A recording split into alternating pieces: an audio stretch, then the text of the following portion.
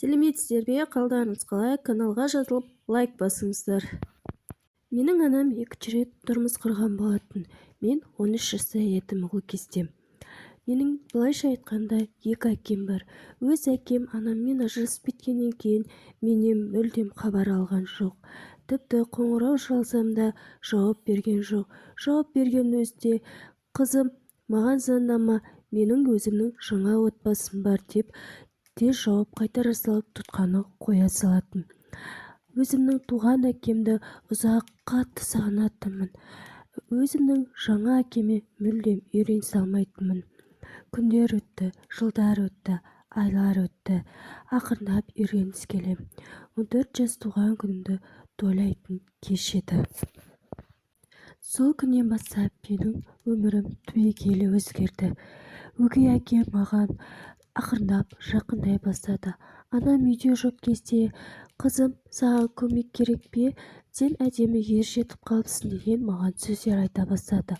Анама айтсам, қой, қайдаған айтпа, ол сенің өзіңнің туған әкеңнен артық қарайды. Не жейм, не кием демейсің, осыған да шүкір етуді білмейсің деп керісінше өзіме ұрсып тастайтын.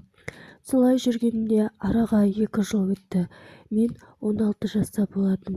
Жеке куәлік алам ғой деп қуанып жүрген кезімде бірде өгей әкем бөлмеге кіріп қалып, менің әлі киім ауыстырып үлгермеген денемді көрді де үндемей ақырындап жақындай бастады. Сіз не істеп тұрсыз? Бөлмеден дереу шығыңыз, әйтпесе анама хабарласам дедім. Ол күлді де бөлмеден шығып кетті. Кеше жұмыстан анам келген кезде анама бар болған жайтты айтсам, анам үндемеді. Сен өзің барып тиіскен шығарсың.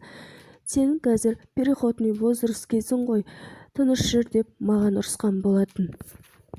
Ақыры бұл қорлығына шыдай алмай ауылдағы ата-әжемнің үйіне кетіп қалдым.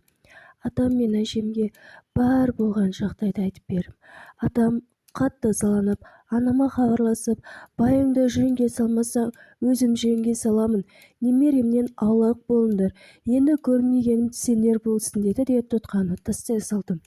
Мен сол жақта 11 сыныпты аяқтап, қалаға жоғары оқу орнына түстім. Оқу орнымды бітіріп болған соң ауылға мұғалімдікке жұмысқа кірдім. Қазір де ата-әжемнің қолында тұрамын.